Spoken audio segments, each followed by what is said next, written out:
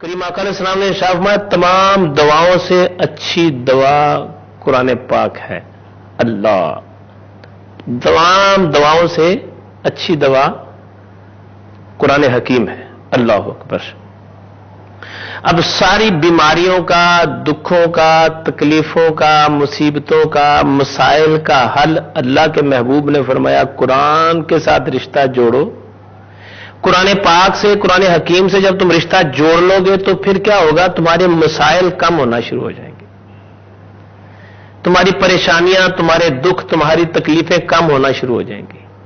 اگر تم محسوس کرتے ہو کہ میرے گھر میں بڑی پریشانی ہے، ختم نہیں ہو رہی ہے، بیماری ہے ختم نہیں ہو رہی، تنگ دستی ہے وہ ختم نہیں ہو رہی، کوئی ایسی بیماری لگ گئی ہے جو بہتری کی طرف نہیں آ رہی، تو قرآن سے رشتہ جوڑو. یعنی قرآن کو مسلسل پڑھو، قرآن پاک سے اپنا رشتہ جوڑو. اچھا قرآن پاک کو اگر پڑھا جائے ترجمے سے تو کمال بات ہوگی، کمال بات. اصل بات ہی قرآن پاک کو ترجمے کے ساتھ پڑھنے ساتھ ہے. پتہ تو چلے کہ میں غلطی کہاں پر کر رہا ہوں. جب ہم ترجمے سے قرآن پاک کو پڑھیں گے تو پھر ہمیں سمجھ آئے گی ہماری غلطی کیا ہے. اس دور حاضر کے اندر سب سے بڑا لمحہ فکریہ کیا ہے کہ اللہ کے محبوب نے فرمایا صلی اللہ علیہ وسلم کہ تمام دواؤں سے بہترین دوا قرآن حکیم ہے. یعنی اگر تم چاہ رہے ہو کہ تمہارے مسائل حل ہو تو قرآن پاک سے اپنے ناطے کو، اپنے رشتے کو جوڑو. قرآن کو پڑھنا شروع کر دو، قرآن پاک سے اپنے تعلق کو جوڑ لو. کوئی مسئلہ در پیش ہو تو قرآن پاک کی تلاوت کی، کوئی پریشانی آ گئی ہے تو قرآن پاک کی تلاوت کی، کوئی دکھ ہے تو قرآن پاک کی تلاوت کی، کوئی مصیبت آئی ہے تو قرآن پاک کی تلاوت میں کثرت کر دو. یہاں صورتحال اس کے بالکل الٹ ہے.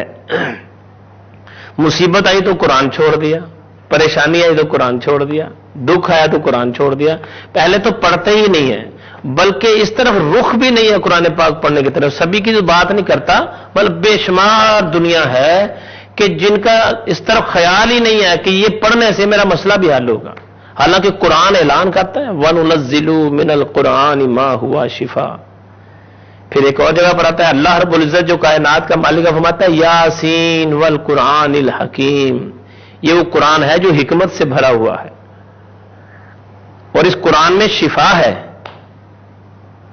اور حدیث پاک سماعت فرمایا کہ میرے اور آپ کے نبی علیہ السلام نے فرمایا کہ جو قرآن پاک ہے یہ بہترین دوا ہے، قرآن حکیم جو ہے. اب مسائل تو سب کے ساتھ ہیں، ہر مسلمان کے ساتھ ہے، غیر مسلم کے ساتھ ہیں، لیکن مسلمان کو طریقہ سمجھا دیا، مسلمان کو لائن دے دی کہ تجھے جب پریشانی آئے تو قرآن کا سہارا لے، تیری پریشانی کم ہو جائے گی، تیرا دکھ کم ہو جائے گا، تیری مصیبت کم ہو جائے گی. یہاں تک بھی ہے کہ کم بھی ہو جائیں گی، یہاں تک بھی ہے کہ ختم بھی ہو جائیں گی. اللہ رب العزت تو بے نیاز ہے نا، وہ مالک ہے، غفور الرحیم ہے. جب آپ قرآن پاک کو پڑھیں گے، بار بار تلاوت قرآن کریں گے. اب ایک بندہ کہتا ہے یار میری بات سنو کہ میرے دل کے اندر جو ہے مجھے دل کی مرض ہے. ایک بندہ کہتا ہے یار مجھے گردے میں پرابلم ہے، ایک کہتا ہے میرے جگر میں پرابلم ہے، مسئلہ ہے، بیماری ہے، کوئی ایسا مسئلہ آ گیا. جیسے آج کے دور کے اندر، دور حاضر کے اندر اللہ تعالیٰ اپنے حفظ و مان میں رکھے، سب کو اس چیز کا علم، سمجھ، شعور ہے کہ جب کسی کو دل کی مرض لگ جائے تو لازم آتا ہے وہ کہتا ہے یار ڈاکٹر کے پاس جاؤ. بلا شک و شبہ ڈاکٹر کے پاس ہی جانا چاہیے. شفا من جانب اللہ، شفا اللہ نے دینی ہے.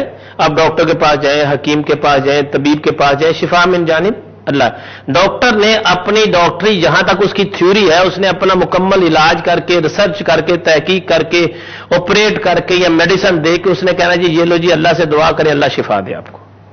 شفا من جانب اللہ.